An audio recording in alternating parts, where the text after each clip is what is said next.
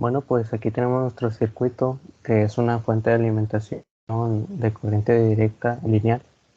con un voltaje variable que va desde los 12 a los 0 volts. Y para empezar con la explicación de nuestro circuito, pues primeramente vamos a hablar sobre la corriente directa, pues es nuestra entrada y es la parte inicial de este circuito, donde tenemos una fuente de voltaje de 120 volts de corriente alterna. 120 volts que pues es el voltaje que comúnmente se tiene en los hogares y que va desde su parte positiva a negativa con ciclos de 360 grados. Y pasando las etapas por las cuales va a pasar nuestra señal de corriente alterna para pasar a ser un voltaje de corriente directa, pues empezamos con la parte del transformador, donde tenemos pues un transformador en una relación de 10 a 1 que básicamente nos va a reducir el voltaje que tenemos de la entrada para arrojarnos uno más chico. Y posteriormente tenemos la etapa de rectificación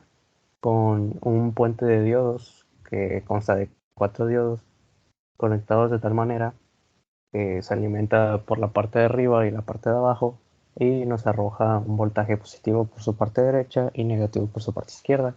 que pues están conectados a un capacitor de 220 microfaradios, que es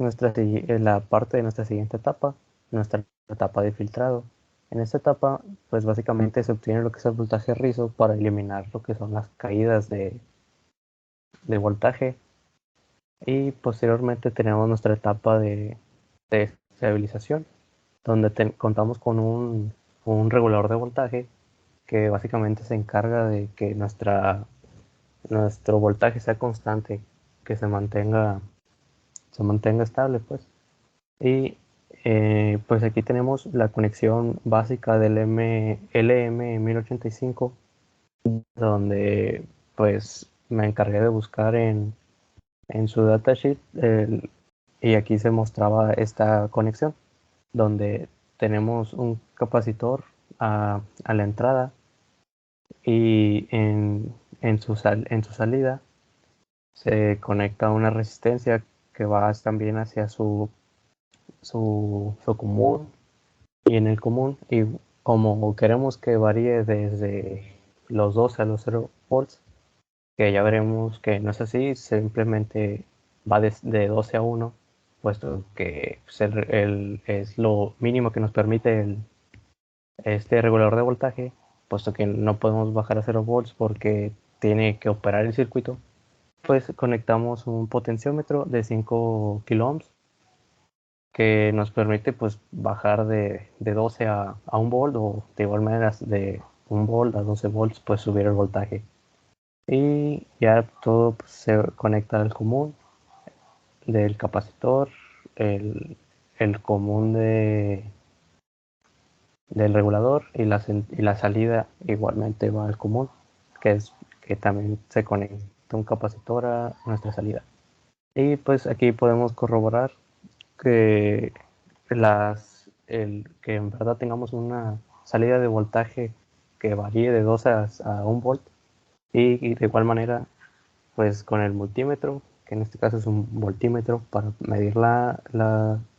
voltaje de salida, y también puse un osciloscopio para de igual manera pues ver la señal que teníamos de entrada, que es de corriente alterna, y pues también comprobar que tenemos una señal constante de corriente directa. Bueno, simulando, pues bueno, primero hay que observar que tenemos el potenciómetro en 100%, lo cual pues obtendremos el voltaje máximo, que en este caso son 12 volts. Y si lo variamos, pues podemos ver que va bajando el voltaje de salida hasta, si lo llevamos al 100% del potenciómetro, que serían los 5000 ohms, pues reducimos el voltaje a 1.25 volts, que es nuestro mínimo. Y también, bueno, para poder observar las señales de salida en nuestro osciloscopio, pues aquí tenemos lo que decíamos, nuestra señal de corriente alterna, que es esta roja, vemos cómo completa sus ciclos de 360 grados y yendo de positivo a negativo. Y mientras que por el otro lado, en nuestra salida, tenemos lo que es esta línea azul, que es nuestro voltaje de corriente directa de 12 volts, que es lo que podemos ver aquí. En nuestro canal B tenemos constantemente 12.026 volts,